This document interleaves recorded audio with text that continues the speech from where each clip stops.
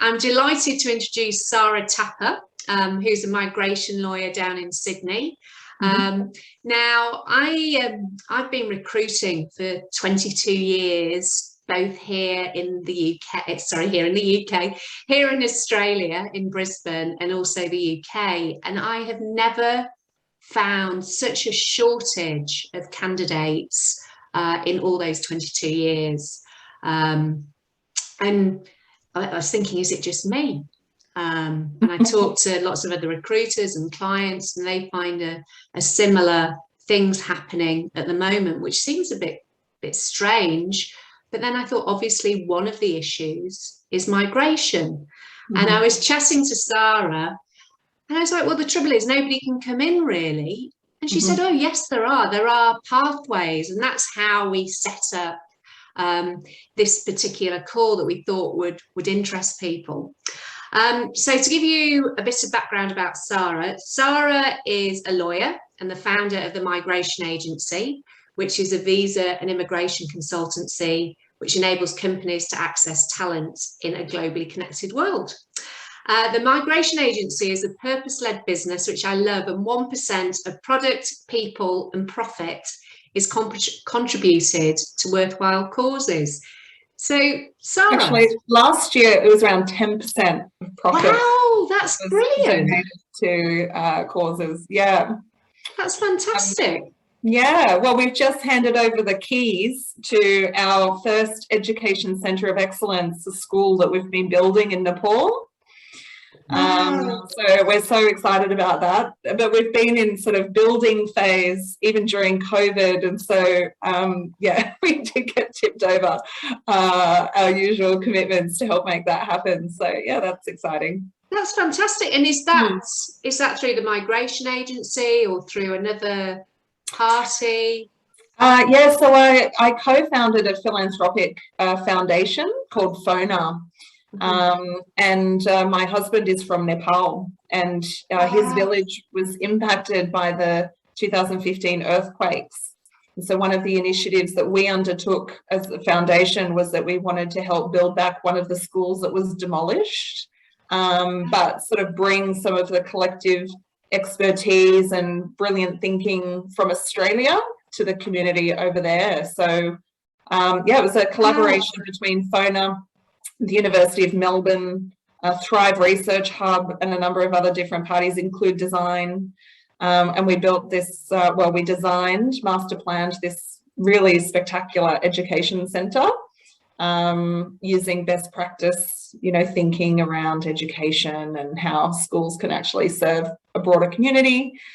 And we've just completed stage 1 of construction, so all the classrooms are now built, and we've handed that over, and the students are now studying in there. So that's a bit of a passion project of mine. Yeah, absolutely, that's incredible. I mean, Mike, you'll know from the placements I've made with you that we donate a year of e-learning to a child in rural India, but Sarah, that's really taking it to the next level, and obviously has that real personal aspect with your husband as well.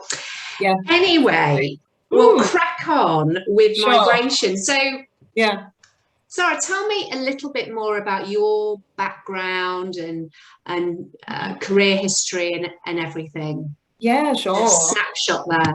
Yeah. So I was, well, born in Australia, raised in Australia, educated here. So I had the benefit of a lot of opportunities, but from a very young age, I had a strong interest in different cultures, and I've been an avid traveller. So I'm in a cross-cultural marriage. I speak 3 languages. I've lived in, you know, a number of different parts of the world during my career. And so I've always wanted to be a lawyer, and I started my career in the sort of humanitarian, legal space. Loved it. But then I moved more into corporate practice, and I did that for about 10, 12 years before making the decision that I wanted to start my own business and really solve a problem that I saw in the market around, you know, providing companies access to top quality talent solutions, focusing on immigration. And it came to me because I experienced the pain as a customer, being an in-house lawyer in a multinational corporation and trying to find lawyers that understood the connection between talent and immigration. And so many companies were treating immigration as just a transaction. You know, do you need a visa? What visa? Okay, here's the form, rather than looking at it more strategically and saying, okay, well, what do we want to achieve here, and how can we use immigration to get you to your end goal? So yes. From the frustrations I saw an opportunity, and I set up the migration agency. And because I'm very passionate about diversity and mobility and, you know, providing equal opportunity and all these sorts of things. Yeah, the migration agency has become a very values-based, purpose-driven business. And, you know, we try and look to all the different levels of the migration spectrum, from, you know, what we do with FONA, which is to provide people genuine choice to stay and thrive if they wish to in their country, and also enable people to move and explore the world and bring their skills with them, like what we do with the migration agency. So the migration agency has been in business for about 6 years. I've got a team of 10 staff. And our real area of interest is working with companies that are really trying to expand and to solve some of the talent challenges that they have through immigration. So we design immigration programs to help companies access talent internationally. And then, you know, we partner with them to help grow that. So we've worked with some of the clients that we've worked with. We started out when they were, you know, small, some of them, maybe even still in an incubator somewhere in Australia, and now they're in the AFR, you know, they're the poster child tech companies of Australia. We work with companies from very small all the way through to very large sort of international type businesses. So because we have that exposure across the whole spectrum, we know what the opportunities are, and we try and help all companies to deploy those to be able to get the talent that they need. So who are those poster stars that you talk about that were really small and then have become quite really large? Yeah. Oh, well, there's a number of them. You might know Cover Genius. It's a fintech company. Okay. And then we started working with them when they were at Stone and Chalk, and it was just, you know, 3 people, and now they're huge. Secure Code Warrior they're getting a lot of attention in the media at the moment. They do cybersecurity. One of our clients, Cloud Conformity, just sold for quite a sum of money. And the founder, Michael Watt, started the business when I started the migration agency. Makes me wonder if I got into the right industry when I look at the valuation of his business now. But that was interesting to see how immigration could really help him scale up his business, because when they first started Cloud Conformity, it's an AWS security solution. Their software engineer, they had engaged through a platform like Upwork, and he was based in Iran, all places. And it became a key person risk in the business that they couldn't scale up the business if one of their key tech team members was based offshore. They were quite concerned about how they would migrate someone from Iran to Australia. Yeah. And we said, don't worry, we've got it sorted. That's one of our sort of, you know, mottos. And so we helped facilitate that migration, and, you know, that led to them being able to access funding and scale up, and they ended up internationalizing. They expanded into the US, and they just got purchased by a huge technology company.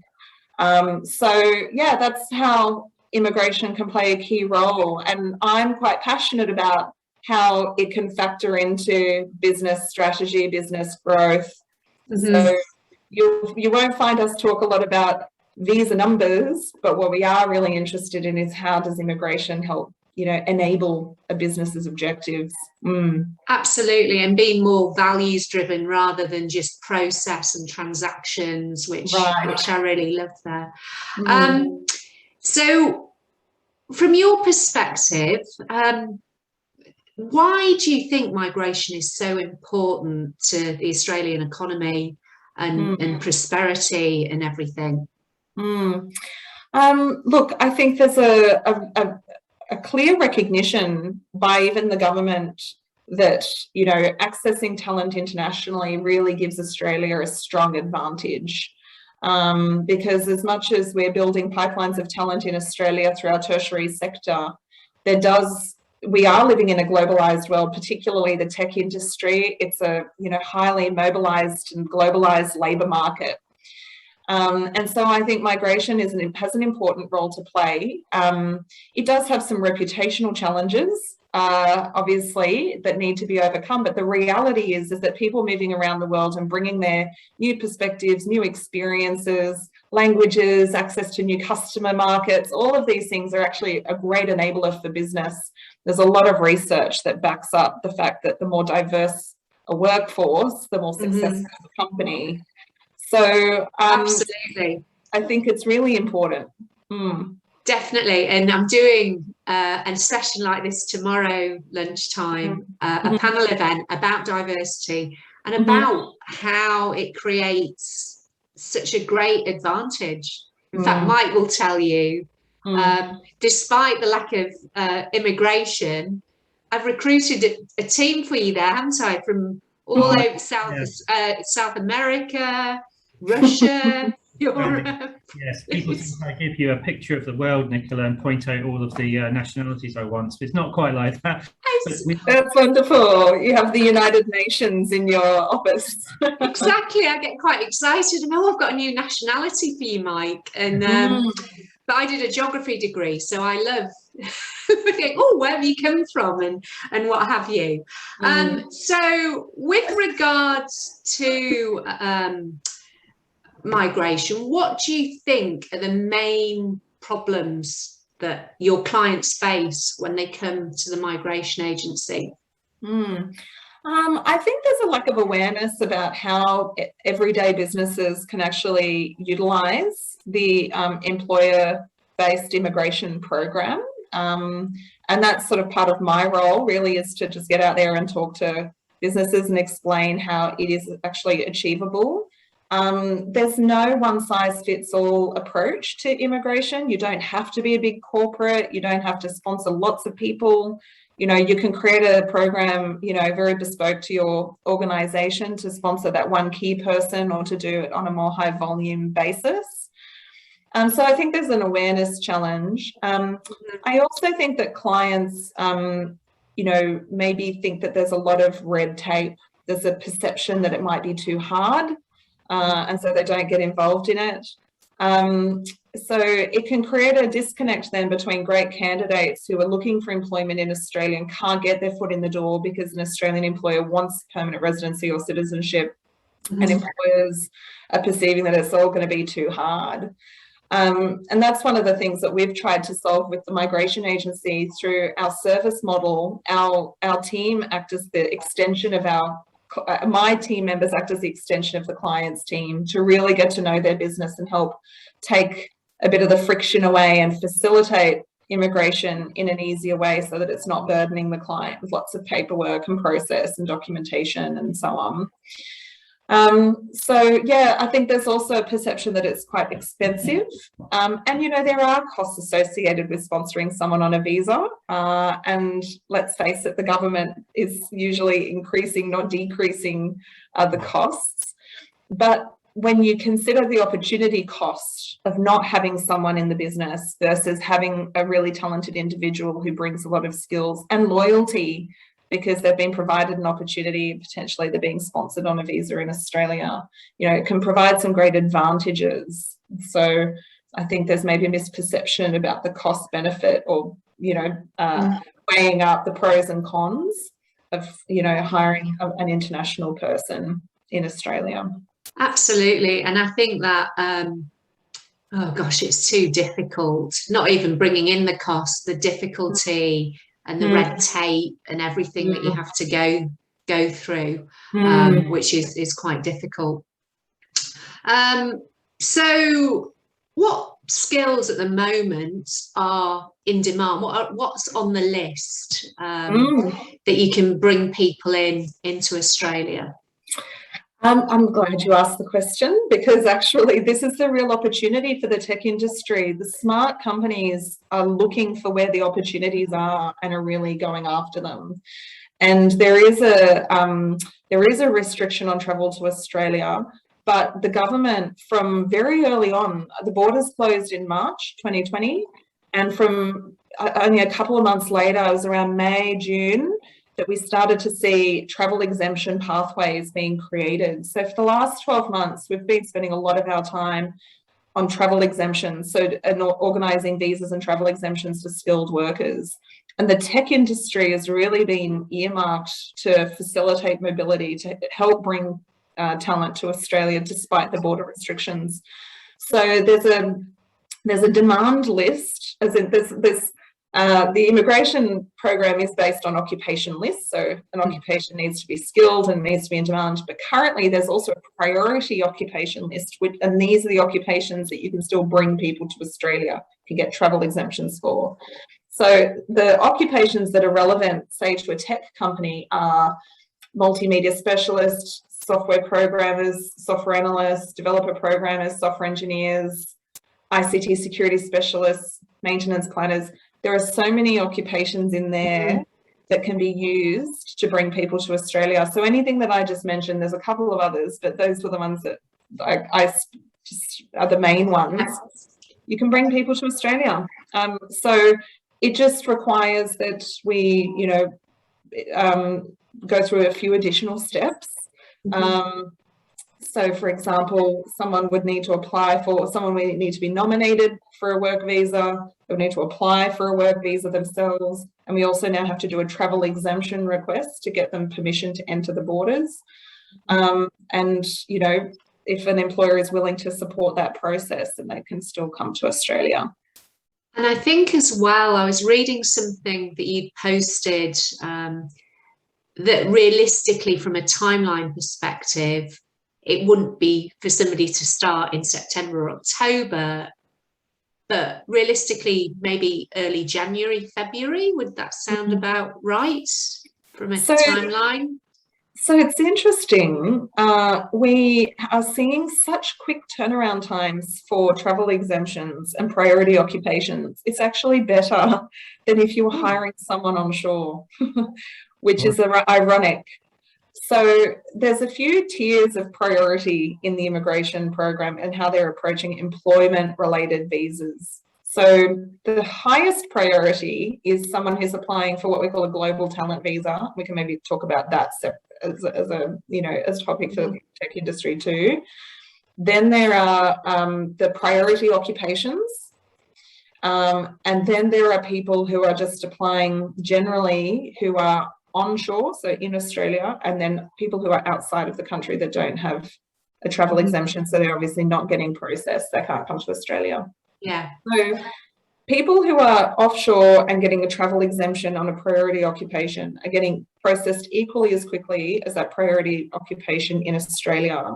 If it's not a priority occupation, the offshore person's getting processed more quickly than someone who is, say, under a non-priority occupation in Australia. Right. So interestingly, it can sometimes be faster to get someone from offshore. And this is, I'm just talking about immigration processing. I'm not talking about finding a flight and quarantine, and there are obviously other steps that need to go through. But in terms of visa processing for priority occupations is pretty good. So what we're looking at is around 5 days for a travel exemption request maximum, and then 1 to 2 weeks for the processing of their visa. So the government's put in place some really good pathways to bring workers in the tech sector to Australia, despite what's happening with the pandemic. Yeah, and in terms of those options, what are the different options that you can look at? What are the criteria, et cetera, et cetera? Sure. So broadly speaking, I would say employers in the tech industry would be looking at 2 types of visa options. So one is the usual employer-sponsored visa. So it's a temporary work visa. Most of those tech roles that I've just mentioned, software developers, software engineers, they qualify for a 4-year visa. They're a priority occupation, so they get their travel exemptions if you bring someone from offshore. Once they're here, they can work for you for 3 years and they can get their permanent residency. Sometimes they can do it more directly than that if they've got a skills assessment. The other category is the global talent visa. This is a brand new visa. There's a lot of hype about it at the moment, certainly in the immigration space, but I'm also aware that the Australian government is liaising with different industry bodies to try and promote it. So digital technology is one of the target sectors for the Global Talent Program. And so the Global Talent Visa provides fast-tracked permanent residency to people with a record of outstanding achievement in their field. So this could be someone who has worked on, developing something, a platform. It could be someone that's helped with commercializing that, tech product into the market. So it's not necessarily just for the person that's coming up with the innovation. It could be anyone who's working within that, ecosystem. And so because the Global Talent Visa is fast-tracked permanent residency, if someone is offshore, they can just get their permanent residency and come to Australia. No travel exemptions are required. Or candidates onshore could consider the Global Talent Visa if they're eligible. So the Global Talent Visa, it's not like your standard skilled work visa, where if you're skilled and you're nominated by a company, you get the visa. The Global Talent Visa is by invitation. So there's an expression of interest process. The government has to choose you as a top talent, and then you're invited to apply for the permanent visa. And I think with the second one, there's a minimum salary of, is it 156,000 or something along those lines? Yep, so the Global Talent Visa does have a salary threshold. It's the Fair Work High Income threshold, which has just gone up, so it's now 158,500. But it's not necessarily required that someone earn that amount. They just need to have the potential to earn. So say you've got a software engineer and they're on 120,000, if they would have the potential to earn above 158,000 at some point, they could still meet that requirement. Okay, I didn't realise that. I thought they had to be at that kind of level. And the first one you discussed is like what was the 457, for example. Yes. Which is what I came to Australia on back in 2012. Yes. So yeah, I can't remember what it's called now, but it's called the 482 visa now. Yes, it had a bit of a rebranding a couple of years ago, but yeah, it's very similar. Yeah, and the same. I think at that particular point, it was after 3 years you could apply for permanent residency and all that kind of aspect. And what it gave as well, it was my husband's 457 visa. So he was committed to his company, but as his partner, it gave me a lot more flexibility. I could do what I wanted to do. But I think it does give a lot of loyalty to employers for the people that they bring on for those 4 years, which is a long time in tech. To keep somebody for that length of time is really good. Sorry, Nicola. No worries. You talked about the priority occupations. What if during that time that someone is here on a visa, their role evolves or changes? Because as Nicola says, 4 years is a long time in technology, and someone who could start out being perhaps a software engineer could evolve and morph into an architect, but that doesn't correspond with the how does that impact on the visa if they then look to move or have it extended because their role has changed from what they came into the country originally on? So that's a very long question, and I apologize. No, and I completely understand the question. It's a good question. So one of the points I would make is that the way that you approach your roles and your positions in your business is not necessarily going to correlate exactly to how we treat it from an immigration standpoint. Right. By way of example, if we're dealing with a software engineer, we would classify them for immigration purposes probably as a software engineer. a software architect, we would also classify for immigration purposes as a software engineer. So the immigration classification often encompasses a number of different roles or titles, even though there are differences, sometimes more than nuances. It's actually, you know, substantial differences in terms of the responsibilities of the role. We still try and find the best fit under the Australian ANSCO occupation definitions and line it up like that. You might find, for example, a software engineer becomes a software architect, then they might go on to hold like a leadership position, a managerial position. Yeah. Career progression can be treated as someone still staying employed in the same occupation, and you do need to have a long-term view on this when you are doing role changes or promotions for your sponsored staff, and just consider what the immigration impacts might be, say if there's a PR pathway planned. But generally speaking, we can make it work. It's usually more if there's if someone has taken on a very different type of role, maybe they move out of a technical role into a commercial role, then their occupation would need to be reclassified, and that can impact on their PR pathway. So taking on more managerial responsibilities, maybe they become a team leader and they're leading a team of software engineers, that sort of stuff should be okay. Yeah. Okay, no, that's really helpful, thank you. So it's only if they step out of whatever the domain was initially. So if they, as you say, go from a technical role into, say, project management or something, that there are some issues. Okay, that's good to know. Broadly speaking, yes. So, I mean, the legal rule is that the substantial majority of their duties need to align with the ANSCO occupation, but there's also provision in policy about career advancement. So we just have to sort of look at it and make sure that a sufficient amount of their work is still aligned with software engineer classification, which software architect would be. If they were to jump up and become so senior, they're like the CIO, CTO of the business, well, then that's probably going to be an occupation change. So, yeah, we do sort of evaluate it and maybe help give you some advice about how you can, you know, advance their career, but also still work within the parameters of their visa. So is it our job as a recruiter when we first start talking to candidates to identify what that sort of occupation cluster or group they came in on originally, if they're already here and we're just getting it transferred, or do we just leave that to the migration agent to do? Yeah, usually that analysis is done by the migration agent or lawyer, because they understand how the ANSCO gets interpreted by Home Affairs. Right.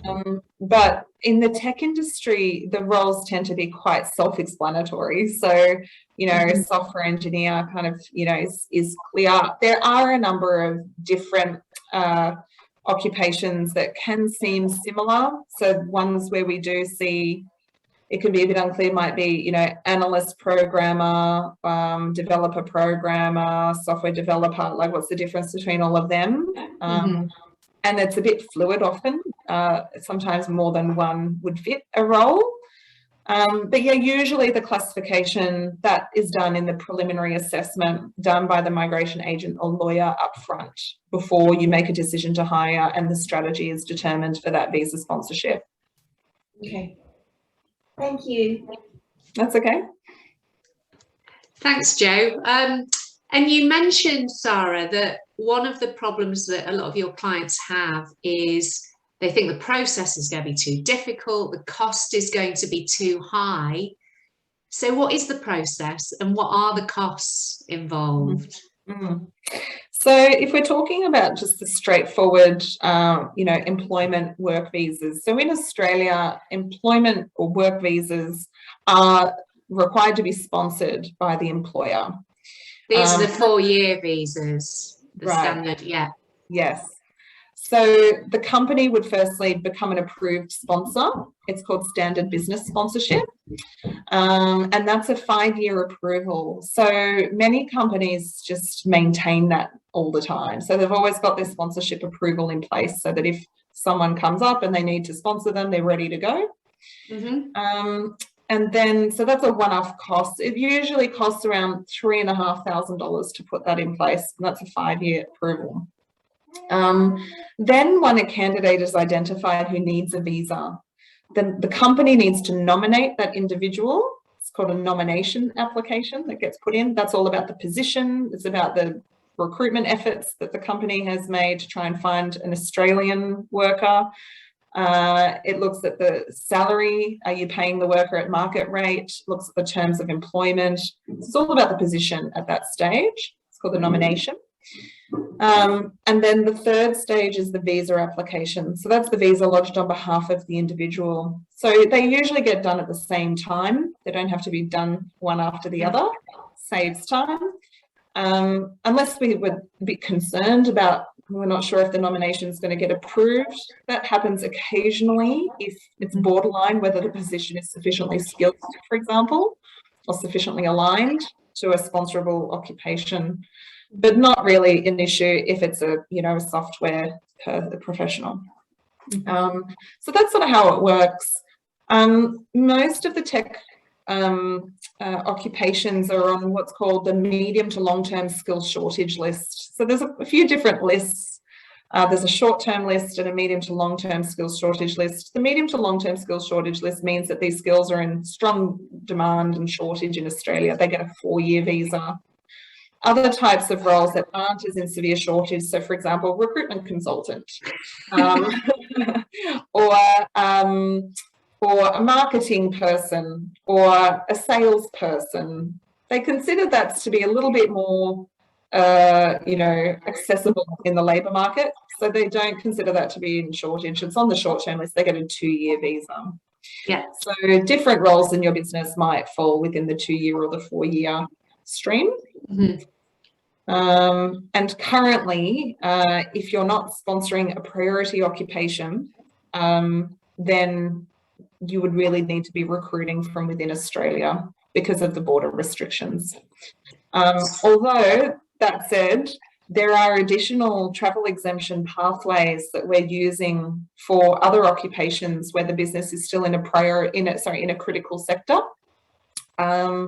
or the person has critical skills, then we can still secure a visa for them. So, for example, one of our clients is a reg tech company, and they were trying to bring a business analyst, IT business analyst, to Australia for a client project. And ICT business analyst isn't on the priority list. So we secured a travel exemption on the basis that this person had critical skills and was working in a critical sector. So that's a more broad travel exemption category. It's not as clear cut as if it's a priority occupation, but still, I mean, we just put together a submission about why that person is required in Australia urgently, and then we can still get that person to Australia. Excellent. So just in terms of, let's use a software developer as an example. So in terms of, you put in that 5-year, is it a 5-year plan, did you say? 5-year, well, it's a 5-year approval. But 5-year approval. It's called standard business sponsorship. And that's, did you say $3,500? Yeah. And that covers you for any number of developers. Right. And then a software developer is going to be a 4-year visa. So what would be the cost involved for that 4-year visa, which would obviously be for each individual software developer? And what would be the cost from a migration lawyer perspective as well? Yeah. So the legal costs for the nomination and visa are usually around $4,000 to $4,500 for the 2 applications. The government fees can vary between, for a 4-year visa, probably around $8,000 up to say $15,000. Okay. So the main cost for the government fees is actually a training levy. So when you sponsor someone, you need to pay a fee to the Skilling Australians Fund, and that is anywhere from $1,200 to $1,800, depends on the business turnover per annum. So for a 4-year visa, it would be $4,800 if your business turnover is less than 10 million per year, up to $7,200 if your business turnover is more than 10 million a year. So that's where the costs can add up, and then family members is obviously on top of that. So we usually recommend to clients that the total cost, legals plus government fees to sponsor someone, is anywhere between sort of 12 to 18,000. Okay. In government fees and legal costs. 12 to 18,000 per software developer, for example. Right. Excellent. Thank you. I just thought it was worth clarifying how much, and then you've got the initial 3,500 that covers you for the 5 years for all the people. Right. Okay. So just in terms of the cost, so the costs vary by occupation, company turnover, and duration of visa. So there's quite a few variables. So if there is a particular situation and you want to know what the costs are going to be, we can help with the calculation so that you get that right, because there's a bit of variation. If you're taking over someone's visa, so you're transferring, as a different thing altogether, because you just pay 1 year levy and a nomination fee. And so you'd probably be up for around, $4,000 or so for that. So there's a few different variations when you're costing up immigration.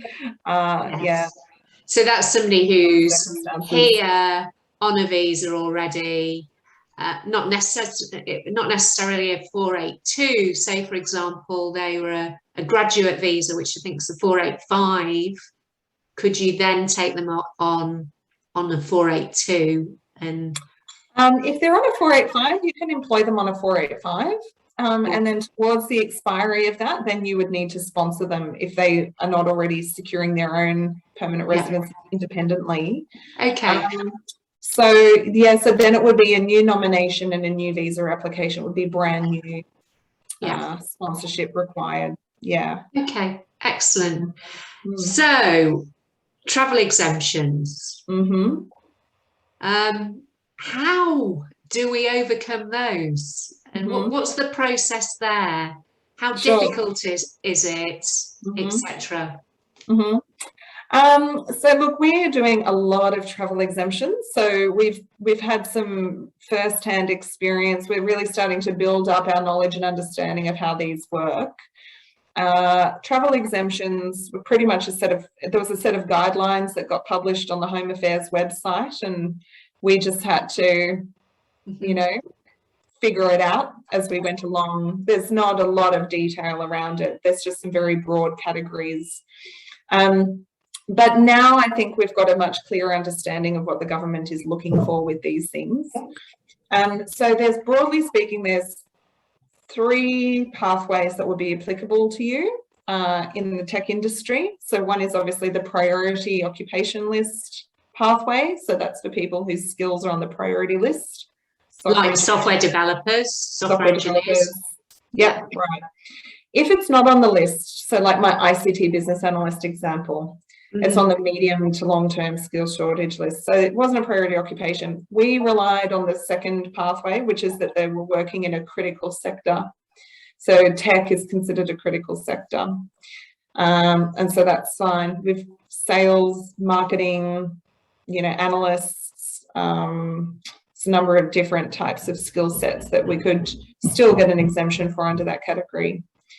But to argue that a business is in a critical sector does require more sort of argument, I suppose, or a more detailed submission to justify it. And then the third pathway that would be relevant to you is critical skill. So that would be if someone's got a skill that is not available in the market that's required to maintain essential goods or services in Australia. And so we were using that previously for software engineers until they published this priority occupation list. So those are the main pathways that we would use. What's the process? Well, the process is that first of all, we put in the visa application, and then the travel exemption gets submitted, but not to immigration. The Department of Immigration goes to the Australian Border Force, and they evaluate whether the travel is urgently required based on the submission that we've prepared. If they approve it, then the instruction goes to immigration to finalise the visa. So that's sort of generally how it works. In terms of how easy is it,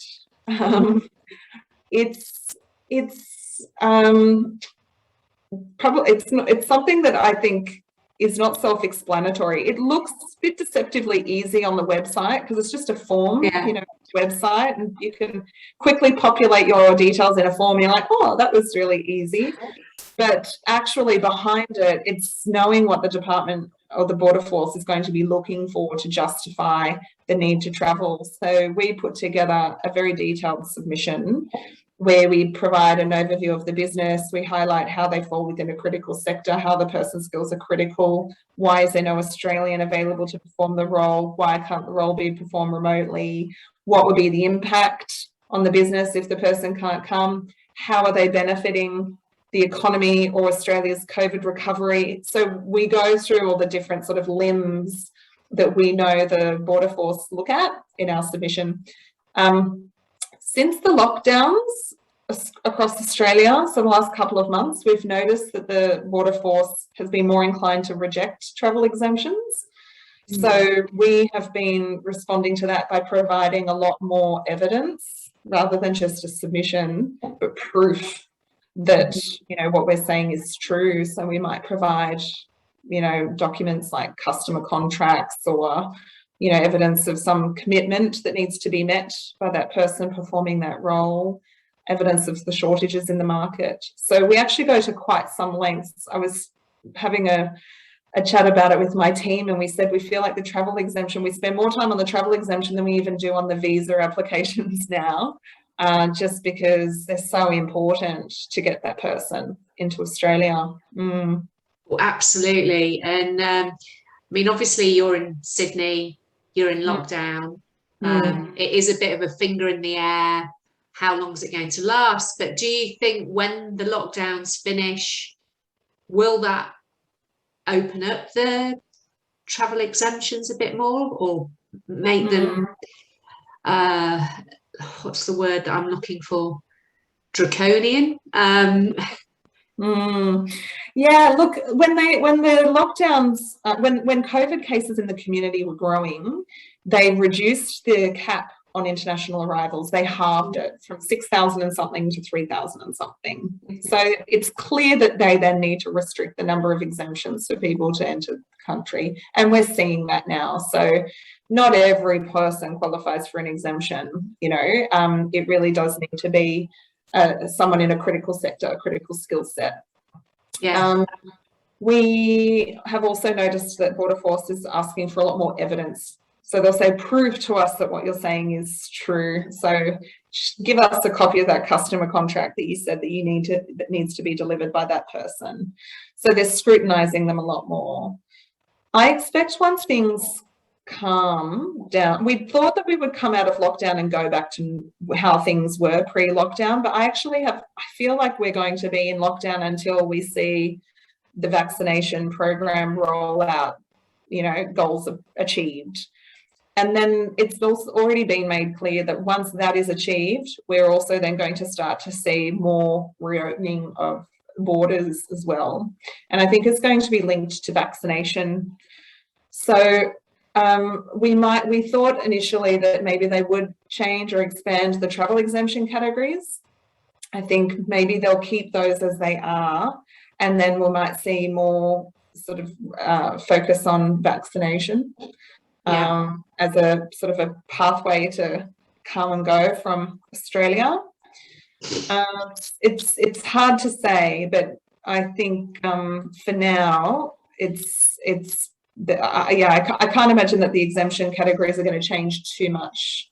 I think we're just going to start to see borders reopen more generally. Yes, and that's quite interesting as well. I mean, obviously we need to get on with the vaccinations to stop the lockdowns and open up our state borders. Mike and I are trying to get somebody from New South Wales into Queensland at the moment, which is proving extremely difficult because of those state borders. But also, do you think having a vaccination passport, for example, if you've got the double vaccination, will that make bringing in people from overseas and the travel exemptions easier as well? What are your thoughts on that? Well, prior to this, certainly the lockdown in Sydney, but in around July, they had announced that they were going to start to reopen travel between certain countries that had vaccine verification protocols with Australia, like Singapore was going to be one of the secure travel corridors with Australia. We already had the travel bubble, which was in effect at that time between Australia and New Zealand. So that was sort of the intention. I would say it will look something like that. They had also spoken about a lessening of the quarantine requirements for vaccinated people, maybe self-quarantine rather than in a government-controlled facility and for a shorter period of time. So these are all the things that were being indicated prior to this, you know, focus very much on lockdowns and vaccinations, which is now what's happening. But yes, I do think that's going to be the approach when things reopen. It's my prediction. Yes. A vaccination passport will be a ticket to more freedoms. And so I'm from the UK, Mike's from the UK, Joe's also from the UK. And we haven't been able to go back and see our families for nearly 2 years now. I mean, last time I went back was 2017. I was supposed to go to my sister's wedding last year. It ended up happening this year. So obviously, I couldn't go. So getting out your crystal ball, Sarah, when do you think just general travel to go and see our families or go and visit Jenny or whatever, when do you think those are going to open again? So what I know for a fact is that the federal budget that was released earlier this year had a few assumptions built into it. And one of the assumptions was that borders would reopen mid-next year. So if the government is doing all of its forward planning on the assumption that the borders will be reopened mid-next year, that's sort of what I'm, you know, using as a guide. Anything between now and then, I think, is going to be controlled. It's not going to be available to everybody. There's going to be restrictions around travel movement, most likely based on critical skills and also, you know, those who are vaccinated. Yeah. So yes, I mean, I'm a lawyer, so I crystal ball, but still try and use some actual, you know, basis for my thinking. That's sort of what we're predicting, what we're suggesting to people to plan around. But I think it's an opportunity at this time. If we believe the borders are going to be reopening mid next year, and there are these pathways available, and there's talent that wants to come to Australia, and you know, there's still stuff that can be done. I think now is the time where companies are thinking, okay, well, what can we do to get a bit of an edge, you know, when the borders do reopen? And so we're really ready to go. We've planned our workforce requirements. We know what the pathways are available to us, and, you know, they're starting to, you know, get ready and utilize these exemptions for the key hires that they need to make so that they're ready to go when the borders reopen. There's full mobility. Yeah, so it's not just coming as a surprise kind of thing. Well, that's good. So July next year, which so my plans for Christmas 2022 could still go ahead. So thank you for that. And I've just got one final question, and then if anyone has got anything specific that they want to ask. So you mentioned about your passion for diversity and multicultural teams. So why do you think that's so important to have multicultural teams and diversity and everything?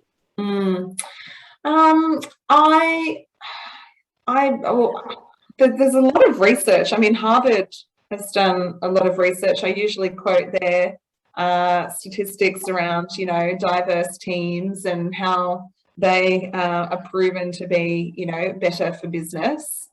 And the more successful companies tend to have more diversity in their management teams and then also within their organizations. But I think it's just the reality of the world that we live in is, you know, it's kind of keeping to speed with the globalization trend and the fact that people are moving. This health pandemic has put a temporary hold on things, but I feel like there's going to be a snap once the borders reopen, people are going to be compensating for all this time that they've been stuck in one spot and are going to start to move around. I mean, it'll be interesting to know what happens reputationally for Australia, because Australia always had this wonderful reputation of being such an attractive place to live. And especially during the early stages of the pandemic up until sort of mid this year, we had a huge amount of interest in coming to Australia. Everyone was desperate to, you know, invest in Australia for a visa, or bring skills to Australia for a visa. Now that we're in a sticky situation of, you know, being in lockdowns, perhaps that's not quite as attractive to people, but I'm sure that will recover, and Australia will be a really attractive destination. So, yeah, I think, you know, companies that want to, you know, reflect what's actually happening in the rest of the world need to think about an international workforce. And people, I mean, there's a lot of interesting trends emerging in the market that I'm seeing. I'm seeing that companies who've been in a work from home situation are now looking at more hybrid arrangements where people can choose their location of work. We can hire people anywhere in the world now, don't necessarily have to be in the same location. But then there's still that desire to build teams and have people together and bring people to Australia. They still want to, you know, migrate as well. So, yeah, I think there's just, it's going to look a little bit different with this more hybrid model of work, but I think there's still going to be a lot of, you know, movement happening, people coming to and from Australia, you know, as part of their career. Absolutely, Definitely. It's just difficult at the moment, but not impossible. Right. Well, thank you very much, Sarah. It's really lovely to speak to you, and you don't make legal speak too difficult either. You make it interesting. That's good. So, Mike, Joe, have you got any questions at all that you'd like to ask Sarah? No questions for me. Just want to thank you. That was very informative. Really good. Really, yeah, exactly what I wanted to know. Excellent. If you've got any follow-up questions, you're welcome to reach out to me as well. And Sarah, oh, go on.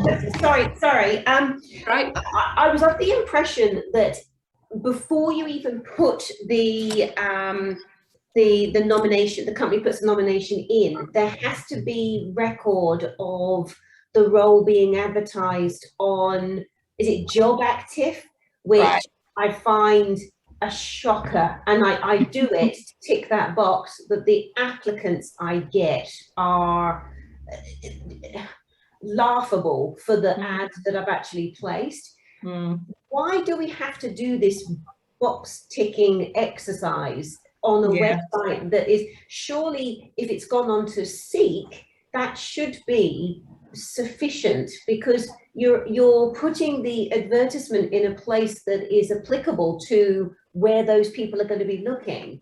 You know, I've put an advert on a week and a half ago, and I've had 70 applicants that range from bricklayers, chefs, gardeners, and I just, that doesn't help the process, because it's mandated that we have to use this website. And I'm sorry, I don't mean to sound angry. I don't understand why the government is saying you have to do this, because this is just an additional hurdle that, you know, my clients think is a complete waste of time. And they think if you've got it on their website, your website, and Seek or somewhere else, that should be sufficient.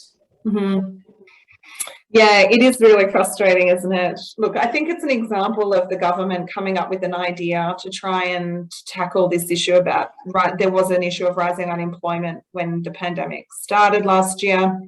So they introduced this measure where you could only sponsor a foreign national if you published your ad on the government's Job Active job board. It's the one that's connected to Centrelink.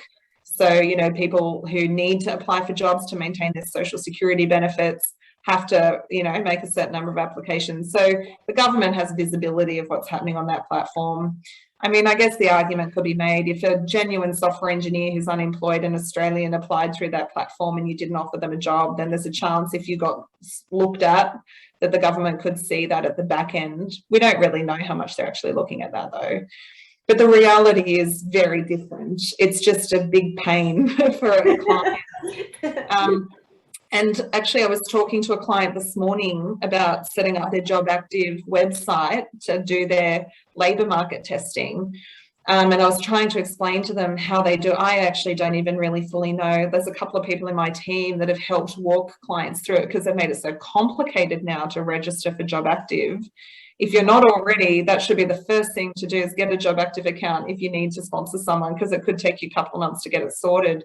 Really? So you now need to get the company's AusKey to create a company account. You then need to get the directors of the company to somehow approve it through their MyGov accounts. So there's so much rigmarole to get it set up.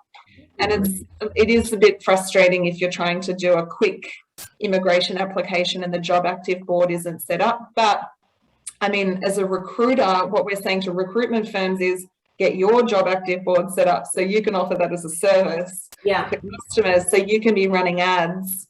And we, you know, I see some even internal recruitment teams of our clients, they just keep ads going all the time so that when they find someone, they've got an ad to pull that we can use for the labour marketing.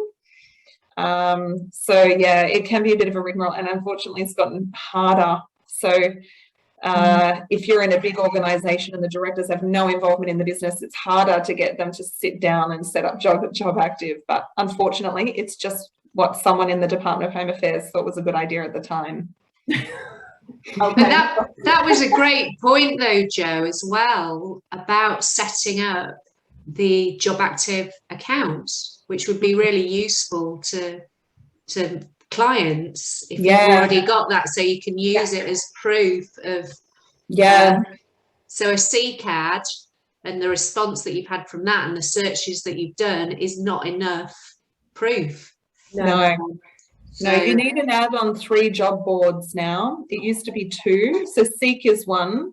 Seek's paid. You don't have to have the second one on a paid job board. There's a few free ones out there.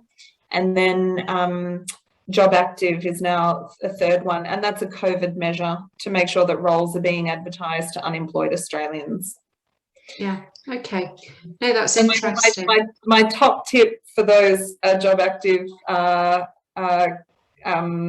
advertisements is also set up a separate email account so you're not inundated to your own email with all those silly applications.